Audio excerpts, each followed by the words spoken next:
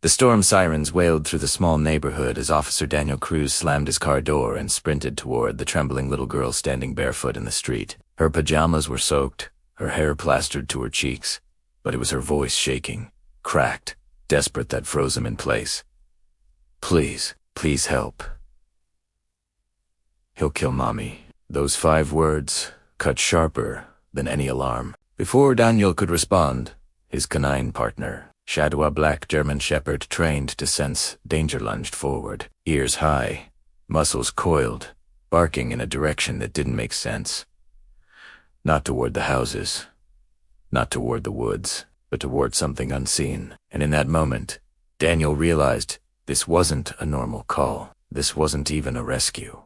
This was a race against the darkness that had already entered the home, and a child's terrified cry was only the beginning of a chain reaction that none of them could stop. The night had been quiet, strangely so. A thick fog curled low along the streets. Mutinta City's usual noise as Officer Daniel Cries drove his patrol route, with Shadow sitting alert in the back. He had worked late shifts for years, but something about tonight tugged at him, an uneasiness he couldn't explain. Shadow felt it too. Daniel noticed how the dog's ears twitched, how he stared out the window as if searching for something just beyond human sight. Then the emergency call came in. The operator's voice was tight and trembling. "We have a child on the line. She's crying. Says someone's hurting her mother. Address come in now."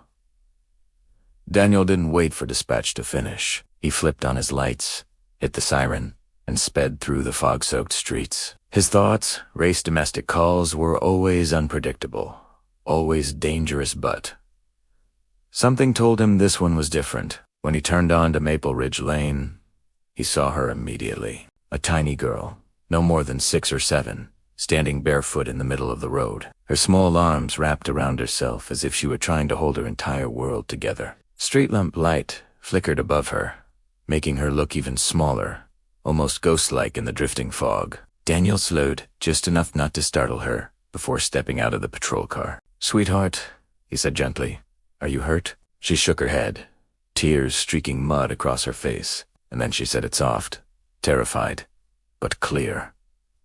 "He'll kill Mommy if you don't hurry." Before Daniel could reassure her, Shadow exploded into a frantic barking fit, pulling against his harness with a force Daniel had never seen. The dog wasn't reacting to the girl.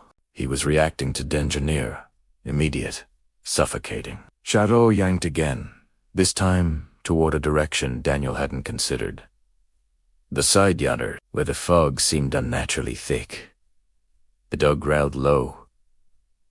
A warning, a promise. Danielle knelt beside the girl. "Who's inside the house?" She swallowed hard. "Mommy's boyfriend. He's mad." He was yelling. Then I heard something fall. I ran out because Mommy told me to. She told me not to look back. Her voice broke with the last words. Daniel's jaw tightened. He had seen enough cases to know what that meant. He scooped the girl up and carried her to the patrol car, where she curled into the back seat beside Shadow's kennel. Shadow sniffed her, then let out a deep, protective rumbless. If promising her safety, Daniel gently closed the door and turned toward the house. It was dark. Too dark. Not a single light flickered on, not even from a TV or phone. The front door was slightly open, hanging crooked, as if it had been slammed too hard. Shadow imparted a sound Daniel had never heard from the fearless dog, then pressed his nose to the window, fogging the glass. The girl whispered, barely audible. "Shadow knows. He was always scared of him too." Daniel froze. If a police canine sensed fear, it meant something was deeply, dangerously wrong. He radioed for backup, but the nearest unit was 10 minutes out. 10 minutes was too long. Far too long. He had to enter alone, and as he stepped toward the doorway with Shadow's barking echoing behind him, he couldn't shake the feeling that he wasn't just walking into a crime scene. He was walking into something much darker, something that would set off a chain reaction affecting every life involved. And for reasons he couldn't yet name, the child's cry was only the beginning.